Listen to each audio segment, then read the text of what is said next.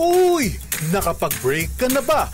Nakapag-relax ka na ba? Saan ka man nagtatrabaho, mapa-opisina man o work from home o mula mismo sa pwesto, sasabayan namin ang break time mo. Sasabayan namin ng mga balita at komentaryo, mga panayam ng mga taong viral ngayon. DZRH Break Time!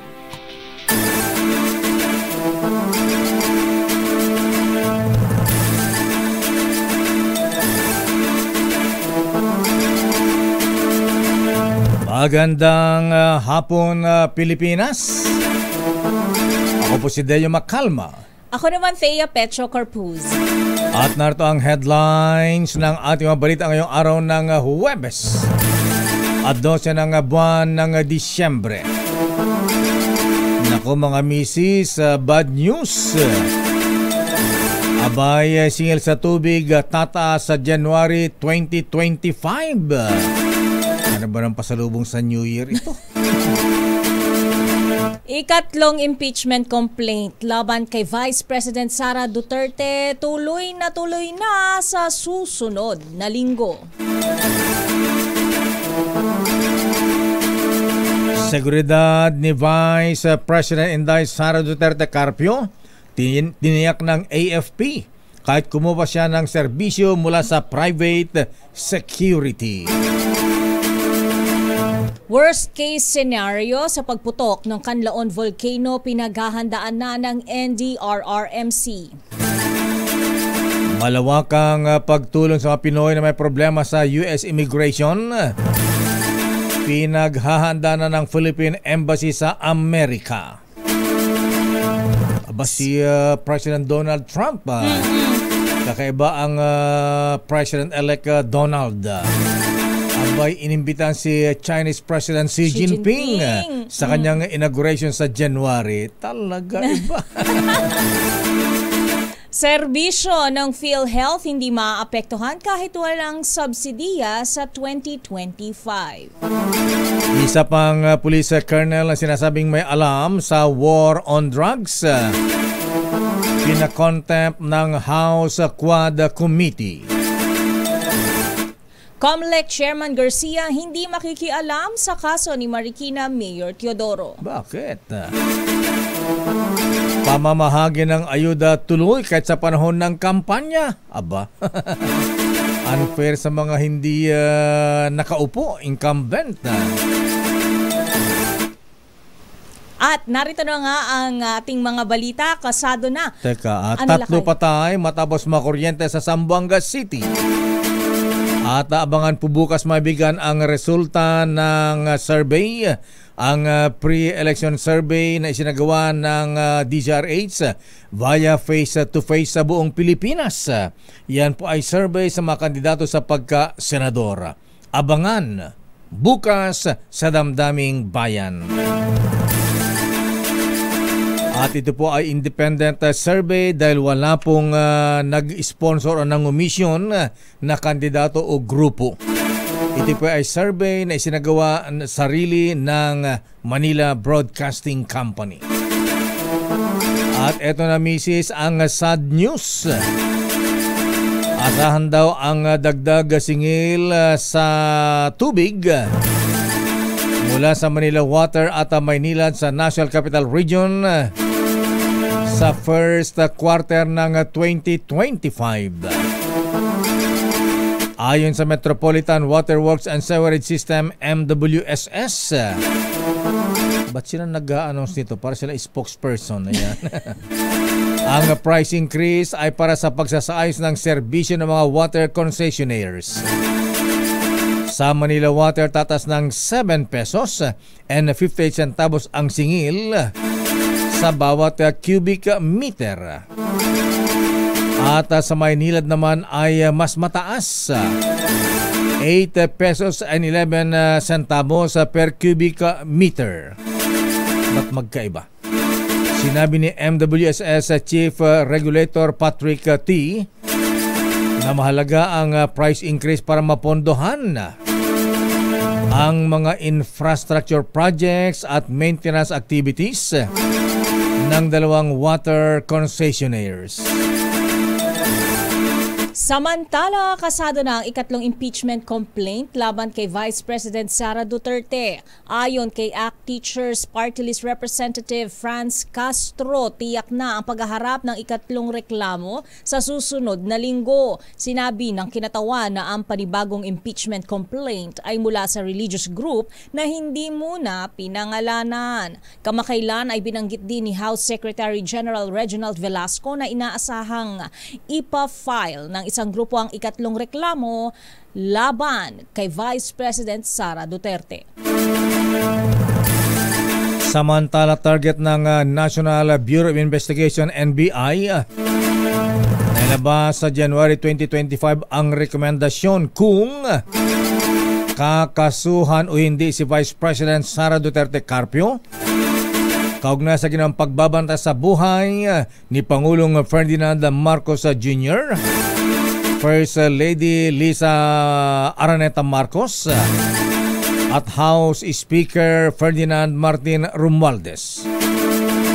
Ayon kay NBI Director Jimmy Santiago, pagsasama-samahin na lang o pagsasama-samahin nila ang mga ebidensya, mga testimonya at pag-aralang mabuti kung sila ay magsasampa ng kaso laban sa Vice Presidente. Ang pahayag ni Santiago ay kasunod ng hindi pagsipot ni VP Sara sa NBI. Pare-paliwanag sana ang kanyang panig sa pahayag na may kinausap na siyang tao para patayin ang Presidente at First Lady at House Speaker kung sakaling siya ay mapatay anya. Ito ay isang kill plot laban sa kanya at kung siya ay mapatay, may nakausap na siyang gaganti laban para sa kanya.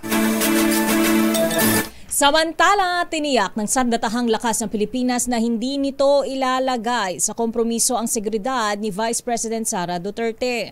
Ito'y sa kabila ng pagtanggi ng pangalawang Pangulo na tumanggap ng security detail mula sa hanay ng militar. Ayon kay AFP spokesperson Colonel Francel Padilla, tuloy ang mandato ng kasundaluhan para protektahan ang top leaders ng bansa. Nilinaw din ni Padilla na hindi pa tuluyang inaalis ng AFP ang mga tauhan nitong nasa VP PSG kahit nagpadala na ng ibang tauhan ng PNP sa police component ng security group. Una nang sinabi ni Vice President Sara Duterte na wala siyang tiwala sa mga sundalo matapos pumutok ang planong temporary relief sa VPSG personnel mula sa AFP. Flash Report! Flash Report! Tatlo ang namatay matapos sa makuryente. Nangyari po ito sa Zamboanga City. Alamin natin ang detalye mula kay June Dimakotak. June. Mayor and Kaya, may nangyari yung kuryente na incident dito sa may bahagi ng Freedom Park sa Sitio Abong-Abong, barangay Patunang sa Zamboanga City. Naganap ito kaninang alas 9 ng umaga at dito sa nasabing jamboree ito, naganap ng South Jamboree kung saan ay itong ng mga estudyante ang napiktima nitong nasabing pagkakuryente ng live wire doon sa mismong kampo ng kanilang ginagawa na jamboree. At kanina, tapos ang ginahin natin dito sa Zamboanga City Police Station number 10, ang naitugod sa ospital ay 13. At ito ay sinalang sina Brazil Arcasia, Pakabit, 12 years old, at si Jan Paubaya, Mangdilat, 20 years old, Aldrian Halon Magi, Axel Shawan Garcia, Ali Makaso Mandi, Francis Javier Gano Francisco, Nashman Jawadin Haraji, Jerome Ampahan Kocheya, Rachel Lu Puhayan Hera, Jeffrey Roth Coronel, Kevin Emmanuel Ibig, 20 years old, at ito yung UA Mayor sa Gataya. At ito si Jeffrey Atilano Aguilar, 17-year-old, UA, at ito si Alvin Gaspar Aguilar.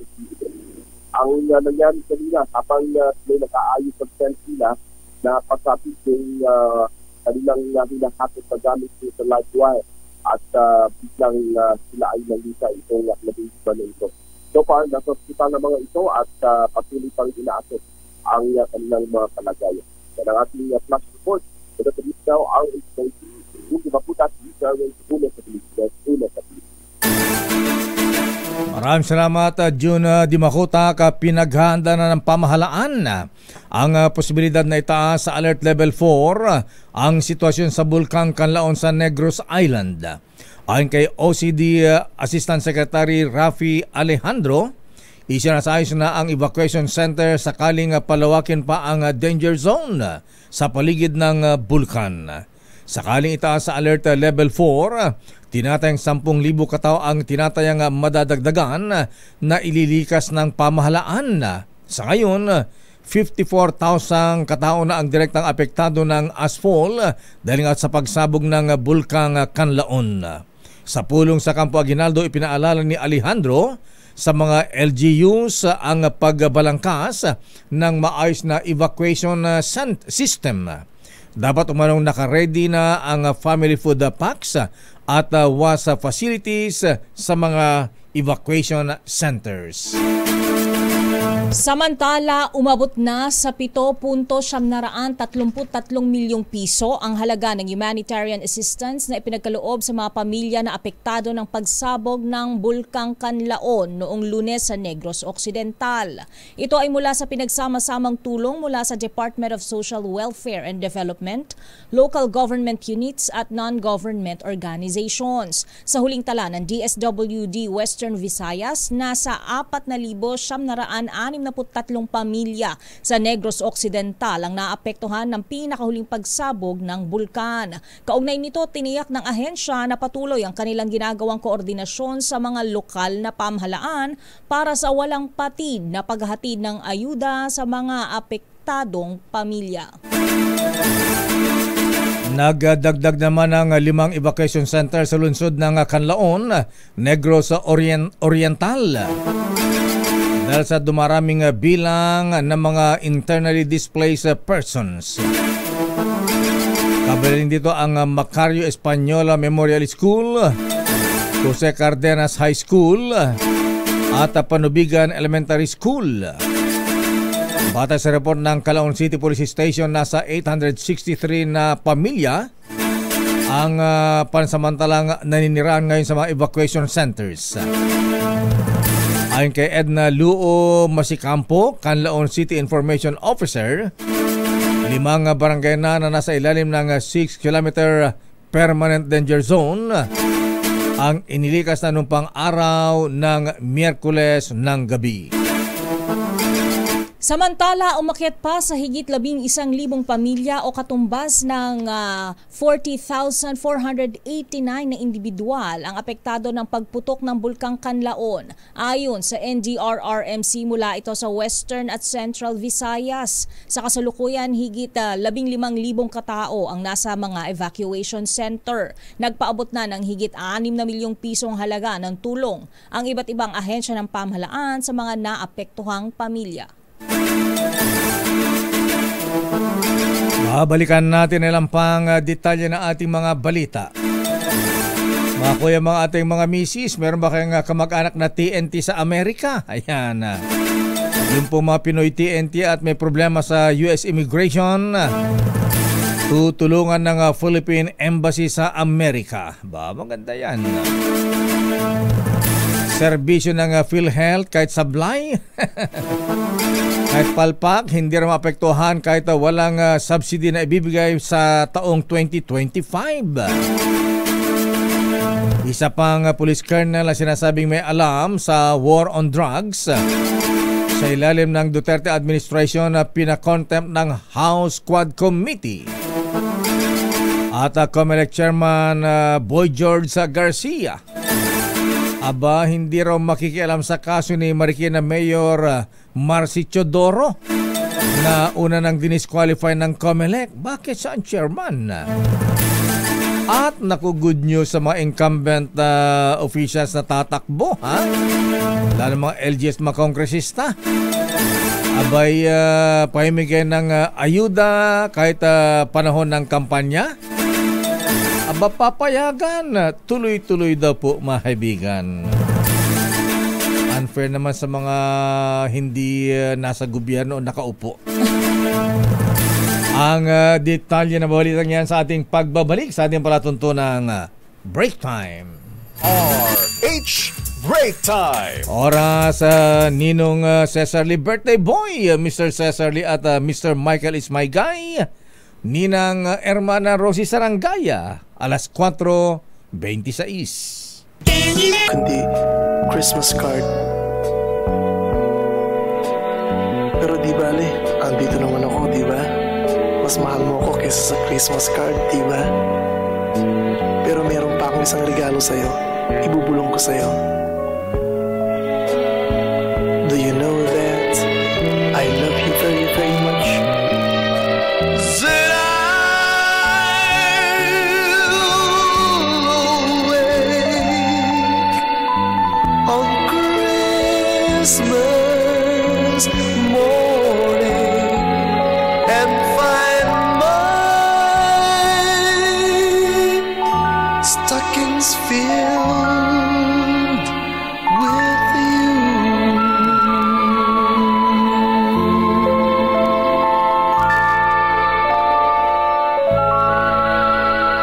Merry Christmas, Ninang Teya. Mano po, Ninong, 13 days na lang lakay. Wow. Paskong Pasko na. Sweldo mo bukas? Lakay. Na, Ito ang pinakamaswerteng Friday the 13th pag nagkataon. Samantala sa detalye pa natin mga balita, sa mga may kamag-anak na TNT sa Amerika, ha? Ito po mahabingan nangako ang Embahada ng Pilipinas sa Amerika. Natutulungan nila ating makabayan na may problema sa US immigration. Katulong ng US Embassy ang mga Consul General na nangako na iba yung paipaugnayan sa opisyal ng Amerika.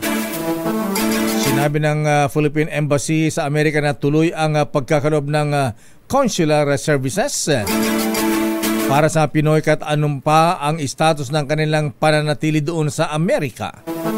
Kahit mapati NT. Ayon sa Philippine Embassy, mananatili ang naturang commitment. Bagamat obligadong irespeto naman ang immigration laws ng Amerika. Narito sumumpa si re-elected o si President-elect Donald Trump na bubuhay ng kanyang administrasyon ang matinding kampanya laban sa illegal immigrants sa Amerika na sila daw ay ipadideport. Samantala, nanindigan si Senate President Cheese Escudero sa pagtanggal ng subsidiya sa Philippine Health Insurance Corporation para sa 2025. Sa panayam sa 2x2 kay Escudero, binigyan diin niya na mayroon pang 600 billion pesos reserved fund ang ahensya na kanilang pwedeng gamitin sa susunod na taon. Hindi naman umano ginagastos o ipinapamahagi sa mga miyembro nito ang pondo, kaya't bakit pa niya nila bibigyan ng karagdagang pondo ang PhilHealth. Narito naging pahayag ni Escudero. Binawasan ng Department of Finance yung sobrang pondo ng PhilHealth na hindi naman nila ginagastos na nagkakahalagang 500 billion na nung panahong yun. Binawasan ng 90 bilyones, pinigilan ng Supreme Court ang 39 billion, kung hindi ako nagkakamali. So bumaba lamang ng 440 billion yung pondo ng PhilHealth. Pero sa ngayon, nung tinalakay ang budget, 600 billion na uli yung pondo ng PhilHealth. Sana nung panukalang budget, dagdagan pa yon ng 74 billion. Mahigit 50 billion para sa pagbabayad ng premium dun sa mga walang trabaho. At 20 plus million para sa dagdag benepisyo. Ba't namin bibigyan pa uli ng dagdag sa aking pananaw? Kung sobra-sobra naman yung pondo nila at hindi nila ginagastos para sa miyembro.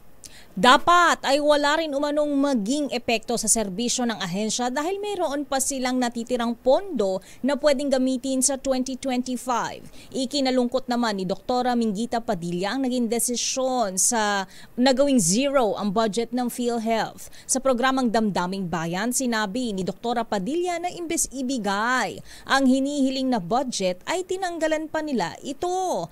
Anya, mas marami pa ang pondo ng mga para sa ayuda kung kaya't nawawalan na ng kabuluhan ng universal health care. Narito naman naging pahayag ni Padilla.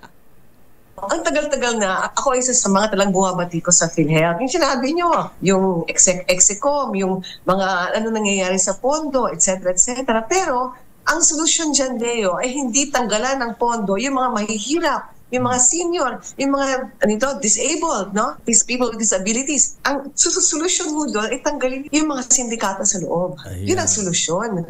Pero ang ginawa nila, labag sa batas. Bakit? Meron tayong sin tax law. Matatandaan na mula sa pondong 74 billion pesos, binawasan ito ng Senado at naging 64.419 billion pesos hanggang sa ginawang zero ang pondo ng PhilHealth. Ayan, Mr. President, baka pwede yung sibakin na, ha? Palitan na yung alisin yung mga miyembro ng sindikato sa PhilHealth. Yung Execom, yan ang sinasabing Nakikinabang? karapal. Ay, Ayan. grabe. Dapat siguro ito imbestigahan ng Quadcom ng Kamara. Pero isa sa mga pribilehyo ng mga miyembro ng Social Security System, SSS, ikaw ba'y nakapag-salary loan na Miss Thea? 2 beses lakay. 2 beses lang? Oo, gusto ko nga mag-file ulit. Ganon. Kailangan magkaalaman kung magkano pwede kong hiramin. Ang pag-apply po ng salary loan program, lalo kung sila ay may panandaliang pangangailangan pinansyal. Ako nagsasalary loan kung tuwing bayaran ng matrikula. Tuition nga Tuition, yan lakay. ayan. Kung kaya't napahalaga na sila ay regular na naghuhunog ng kanilang kontribusyon sa SSS. Magkano nga ba ang maaring hiramin na isang miyembro? Hanggang kailan ito maaring bayaran? Ngayong hapon ay tatalagin natin ang usaping ito upang lubusang malaman na ating mga kababayan ang mga detalye sa ilalim ng programa ito, kasama ang acting head ng SSS Media Affairs Department, Mr. J. Labadia. Mr. J. Labadia, magandang hapon po muli sa inyo. Good afternoon po. Good afternoon, Sir Dale and Miss Thea. Ayan, Mr. J. Paki-explain sa mga mga bagong empleyado o kaya hindi pa nakatikim. Hindi pa nakakaranas. Ayan, hindi pa nakautang, nakakaranas ng SSS Salary Loan Programa. Paki-explain po, Mr. J. Labadia, sir. Ano ito? Ito pong ating SSS Salary Loan Program. Ito po ay isang magandang programa po ng SSS na actually ito yung pinaka-popular po, no? Ito ay isang pribilehiyo na binibigay po natin sa mga members na paying members po, yung mga employed or self-employed or any individual member po na makakuha or makapag-avail ng financial assistance, maaaring magamit po nila sa kanilang mga personal po na pangangailangan. Ngayon po, sino-sino naman ang kwalipikadong miyembro na maaaring makahiram sa programang ito? Ang salary loan program po ito po ay maaaring i-avail po ng ating mga employed members. Pwede rin po yung ating mga self-employed, voluntary, or yung mga overseas Filipino workers. Ang qualifications po kasi natin para makapag-avail for salary loan is at least meron po silang 36 months na contribution na hulog. And dapat to within 1 year, at least meron hong 6 na pumasok na hulog po yung kanilang contribution. And pagka sila po ay mag-avail for a 2-month loan naman po, 72 months naman po yung kailangan po na posted contributions po nila. Magkano naman ang loanable amount sa 1 month at 2 months salary loan, Mr. J? Ang maximum po natin for 1 month salary loan ay 20,000 pesos po. Yan po ay kapag kayo ay nakapag-contribute na at least 36 months na contribution, and pag 72 months yung contribution na posted po ninyo, makapag-avail po kayo for a 2 months loan na 40,000 po yung maximum. Paano po ang proseso ng pag-apply ng SSS salary loan? Maganda po yung ating programa po dahil pinadali na po natin para sa ating mga members yung pag-file ng salary loan. Hindi po na katulad dati na pupunta pa po tayo sa ating mga branches mag-file ng manual form, no? Ang kailangan lamang po yung ating mga members, meron silang my.sss account. So dapat mag-register po sila dyan. Diyan po makakapag-apply po sila online ng kanilang salary loan application. Para po sa mga employed, may another layer lang po sa process po niyan. Pag sila po ay nag-file for application ng online ng salary loan, dapat po ini-inform din nila yung kanilang employer dahil kailangan i-certify din po ito nila online po using their My.SSS account din po. At ilang months o years sa babayaran itong salary loan, Mr. J? Ang ating salary loan po ay payable in 2 years po yan or 24 months. So pagka na-approve yung inyong salary loan, makikita naman po nila kung magkano yung monthly na amortization na dapat nilang bayaran. Hanggang kailan po pwedeng magbayad ang isang miyembro na merong SSS salary loan? Ang pagbabayad po, yun po, 24 months po ito at makikita naman po yan pagka once approve yung inyong salary loan, naka-detail po yan kung magkano ang monthly amortization. So pag kayo ay employed, ire-report lamang po nila yan sa kanilang employer para ang employer i-deduct po sa kanila at sila na po ang magre-remit po nito. At magkano po ang interest o kaya penalty pagka sumablay sa pagbabayad? Ang interest po natin is 10% per month, no? Per year po rather. And yung ating meron po tayong service fee na 1% which is ito po ay automatic na po na binabawas sa halaga ng iuutang ng ating member. And kapag na-delay po ang pagbabayad, meron po itong 1% penalty na monthly po yan. Ayan. Mr. J, sa ibang issue pa ha, may panawagan lamang ang inyong tanggapan sa mga pensioners na tumatanggap po ng retirement pension. Yung total disability pension at mga surviving spouse pensioners na magsagawa ng inyong annual confirmation of pensioners o ACOP. Ayan na. Parang apelyido ni Congressman Romeo ACOP ito. Para masiguro ang tuloy-tuloy na pagtanggap ng monthly pension mula sa SSS. Ano ba ang dapat gawin? At ano ba itong annual confirmation of pensioners o ACOP program? Ito pong ating annual confirmation of pensioners program, ito po ay isang paraan po ng SSS para masiguro na yung tamang mga benepisyaryo yung nakakatanggap ng benepisyo na monthly po. So ito po ay parang nag-update po tayo sa SSS kung merong pagbabago po sa ating mga contact information ng mga pensioners at para masiguro din po natin na sila po ay buhay pa.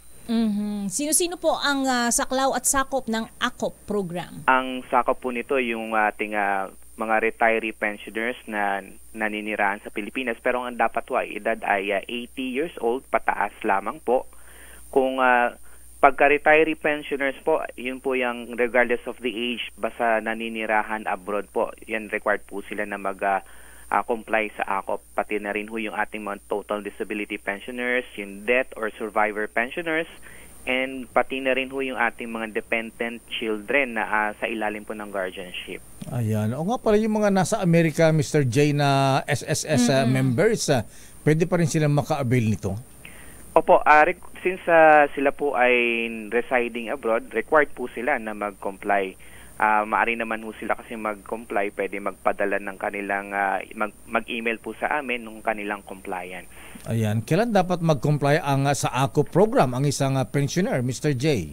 Ang pag-comply po sa ating ACOP program po ay nakadepende po yan kung anong klaseng benepisyo po, no? Kung retirement po or total disability pensioner po kayo, ito po ay subuan ng kung kailan kayo pinanganak. At kung death or survivor pensioner po, ito po ay sa buwan ng kung kailan pinanganak yung namatay na member o yung pensioner po. And para sa mga dependent children, ito po ay nakadepende naman po sa birth month din po ng namatay na member po. Paano po mag-comply sa ACOP program at ano-ano po ang requirements? Ang pag-comply po sa ACOP program ay maaari pong personal appearance or visual confirmation. Pagka personal appearance po, meron po tayong ACOP na form, yung pensioners reply form. Filapan po nila yan, mag-present sila ng ID, and yun po ay isasubmit lang po yan sa ating mga branches po. Kapag kayo naman po ay through video conferencing, mag-i-email lamang po sila sa amin, sa ating mga branches para i-schedule po yung interview nila online. Ang platform po na ginagamit natin sa pagka-visual confirmation po ay yung MS Teams po na platform, yung program po, yung application.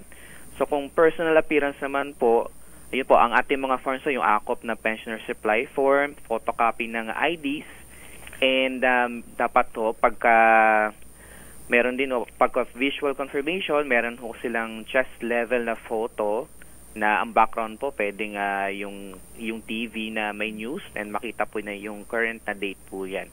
And then para sa total disability pensioners po, yung kanilang photocopy ng medical records po nila.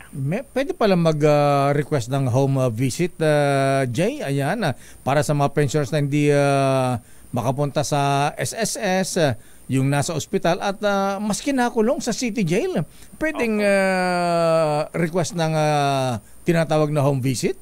Yes po, ito po ay para in-extend din natin yung services kung talagang hindi kaya ng pensioner na sumadya po sa ating mga sangay, sa ating mga branches.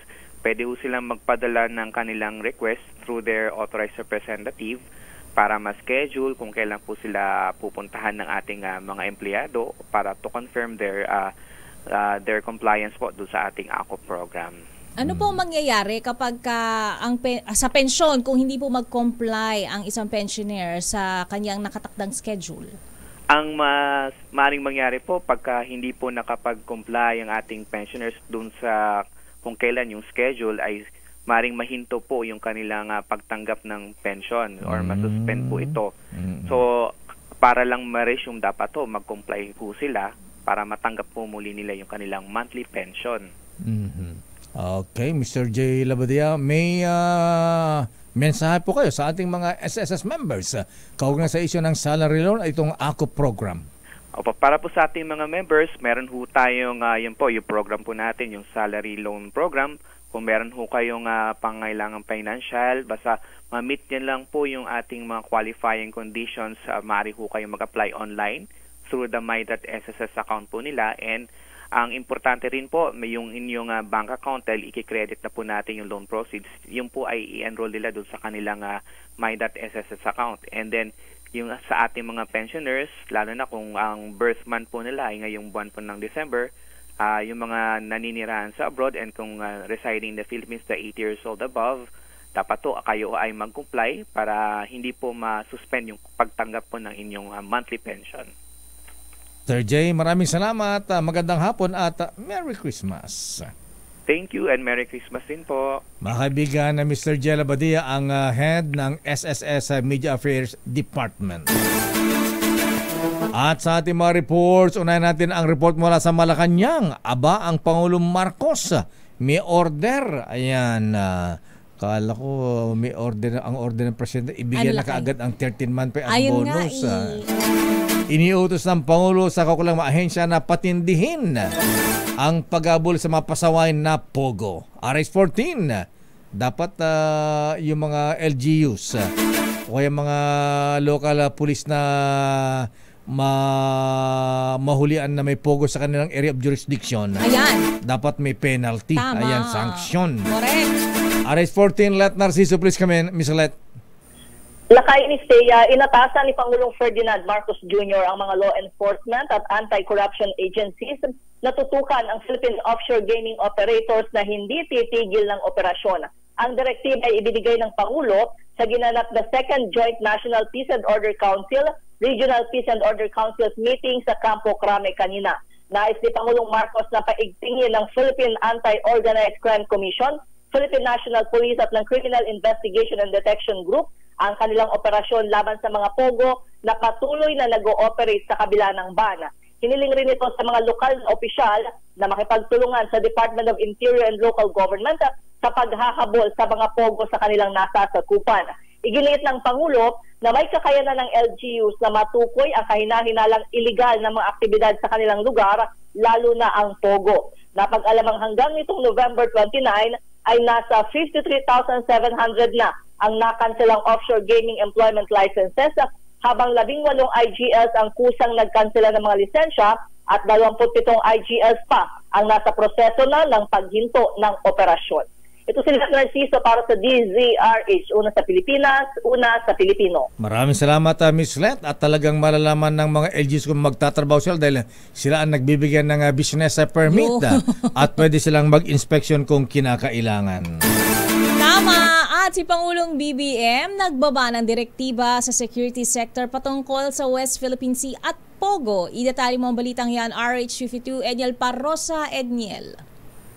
Lakay at Mistea, nagbabangan ng direktiba si Pangulong Bongbong Marcos para sa parehong territorial at internal defense operations ng bansa matapos ang pinakahuling National Peace and Order Council meeting na ginanap sa Campo Crame kaninang umaga. Ayon kay PNP spokesperson, Police Brigadier General Jean Fajardo, kabilang sa mga partikular na pinatututukan ng presidente ay ang issue sa West Philippine Sea, maging ang pinatinding pressure laban sa mga illegal na pogo. Sa harap mismo ng AFP Chief of Staff General Romeo Bernard Jr., inatasan umano ni PBBM ang militar, maging na ipapang bahagi ng security sector gaya ng pulis na iwasang gumawa ng aksyong ikatitindi ng tensyon sa West Philippine Sea. Sinabi ni Fajardo na diplomasya at mapayapang paraan pa rin ang binigyang din ng Pangulo ng Republika para resolbahin ang problema sa karagatan. Pakinggan natin ang General. Maliban po sa PNP, meron din po military personnel na umaten po kanina, including no less than the Chief of Staff of the Armed Forces of the Philippines and yung kanyang mga commanding officers po ng kanilang triad bureau po. At ang sabi ng ating Presidente is we should refrain from provocative stance doon po sa West Philippine Sea so as not to escalate po yung tension sa West Philippine Sea po. Gayon din, pinatitindi ni Marcos Jr. ang PNP o sa PNP ang pagsuyod sa mga illegal na pogo sa harap ng ban na deadline na ngayong katapusan ng taon. Posible kasing magbagong base ang mga pogo at magtago bilang maliliit na Internet Gaming Licenses o IGLs sa mga call center, subdivision at komunidad. Ito si Edniel Parrosa, nag-uulat para sa DZRH. Una sa Pilipinas, una sa Pilipino. Maraming salamat, Edniel Parrosa. Standby manang Milky Rigunan. Standby Raymond, standby Noche Kakas. Pero happy birthday muna kay Mayor Abibinay ng Makati. Aba, Mayor, laban tayo dyan. At Mista, Commodore Ed Gonix Tuna King Gongona. Mista Gonix, ayan, binabati ka ng PMA Sandigan 82. At happy birthday din kay Pasgan Master Pablo Ko o yung most worshipful. Happy birthday. At binabati natin si Sean, Santi and Marlene from Attorney Sherwin Enriquez. Oras, Miss Thea. 5 minuto bago mag-alas 5 ng hapon. Uy, batiin din natin na happy birthday. Nagpamerienda at magpapamerienda pa ulit. Si Miss Jackie O. Jackie O. Resio. Happy birthday, Miss Jackie. At congratulations kay Boss Klink ng Manila Times. At chairman, ang chairman ng Filipino Overseas Commission on Filipino Overseas. Chairman Dante Francis Klink ang the third o the second. Siya ay awardee ng 2024 Presidential Awards for Filipino individuals and organizations overseas. Boss Klink, kalaban tayo dyan. Dating presidential spokesman Harry Roque hindi pa off the hook. Kahit nilip na ng Quad Committee ang kanyang contempt pagkaka-signed in contempt. Bakit nilip na, ha? Di pa lumilitaw. Aris number 12, Milky Regunan, please come in. Milky. Lakayateya, marami pang dapat ipaliwanag si dating Duterte Presidential Spokesman Harry Roque sa issue ng Philippine Offshore Gaming Operators o POGO. Ito ay sarap na pinag-aaralan na ng Quadcom na i-list ang contempt laban kay Roque dahil i-determinate na ng komite ang hearing sa POGO. Pero magpapatuloy pa rin ang issue naman ng extrajudicial killings at illegal drugs. Ayon kay Surigao del Norte Representative Robert Ace Barbers, ang chairman ng komite, nadiskubre ng Quadcom ang pagkakasangkot ni Roque sa Lucky South 99, ang kontrobersyal na pogo na nakabase sa Porac, Pampanga at sangkot sa iba't ibang illegal activities.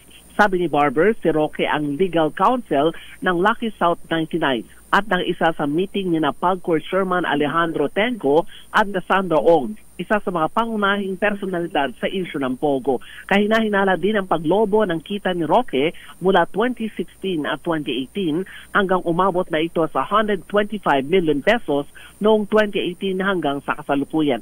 Dagdag pa ni Barber sa kabila ng ilang beses na imbitasyon ng Quadcom. Bigo si Roque na magsumite ng mga dokumento para ipaliwanag ang paglobo ng kanyang yaman at sinabayan pa ng pagtakas palabas ng bansa. Ako si Neil Creguna, nagulat para sa DZRH, una sa Pilipinas, una sa Pilipino. Maraming salamat, Manang Milky. Samantala, pagtatatag ng Virology Institute of the Philippines, isinusulong ng magkapatid na Senator Alan at Pia Cayetano. Idetalye mo ang balita, RH28 Raymond Dadpaas. Raymond. Ms. Teya, isinusulong ng magkapatid na Senador Alan, Peter at Pia Cayetano ang pagtatatag ng Virology Institute of the Philippines o VIP. Ito ay sa pamagitan ng Senate Bill number 2893 ng sponsor ay si Senador Pia Cayetano. Ang ahensyang ito ay nakafocus sa virology research at pagdevelop ng bakuna. Tugon din ito sa lumalalang banta sa mga pathogens at disease-causing agents na nakaapekto sa tao, hayop at halaman. Sa plenary session, ipinaliwanag ni Senador Pia Cayetano na ang VIP ay susuporta sa Research Institute for Tropical Medicine o RITM upang mapalakas ang research and development ng bansa sa mga viral diseases. Ang pagbalangkas sa VIP Act ay napag-usapan dahil sa naranasan nating COVID-19 pandemic na umasa lang tayo sa bakuna mula sa ibang bansa. Maliban sa magkapatid na Senador Alan at Pia Cayetano ay suportado ng 13 pang ibang senador ang panukala. Ito ay sina Senador Bongo, Jinggoy Estrada, Loren Legarda, Mig Zubiri, Sherwin Gatchalian, Bong Revilla, Mark Villar, JB Ejercito, Joel Villanueva, Robin Padilla, Rafi Tulfo, Senador Lito Lapid at Senador Cynthia Villar. Ito si RH28 Raymond Dadpaas para sa DZRH sa una sa Pilipinas, una sa Pilipino. Maraming salamat, Raymond. Mga kabataan mula sa iba't ibang barangay sa Las Piñas City, aba, tumanggap ng masustansyang Nutriban mula kay Senator Amy Marcos. May kasabang gatas, kape o sago-sago. Nutriban? Nutriban. Ano magandang part na Nutriban? Cokes. Hindi, bawal sa mga bata. Gatas lakay. Gatas, with cheese, ganyan. Noche Kakas, please come in. Noche.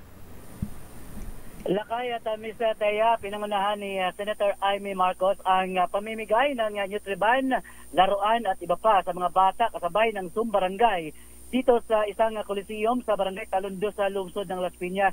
Nasa 60 lakay at Ms. Teya ng mga bata ang tuwang-tuwa sa natanggap na laruan na masarap na Nutriban at iba pa. Kasama sa pamimigay si Senator Cynthia at Congresswoman Camila Villar na sa 2,000 naman na lakay at Ms. Teya na Zumba dancers ang nakiisa sa Zumbarangay ni Senator Amy Marcos. Pinangunahan rin ni Senator Amy ang pagsasayaw, pag-iindak sa mga dancers na sa iba't ibang barangay sa Las Piñas, maging ang mga lolo at lola. Todo bantay naman ang Las Piñas PNP sa seguridad sa paligid ng RH27 no Sikakas DZRH, una sa Pilipinas, una sa Pilipino. Wow! Nagsusumba rin ang manang Amy, ha? Pinangunahan niya siya, leader of the, lakay, opak. Sige, sayaw pa more. Marami-raming Nutriban na kakailanganin ko lakay para maging ganyan ka-sexy. With malunggay and carrots. Diba? Muchas gracias, Noche Kakas, buenas tardes. At yan ang kabuhan natin palatuntunang break time. Ako po si Deo Macalma. Ako naman, Thea Pecho Corpus. At meron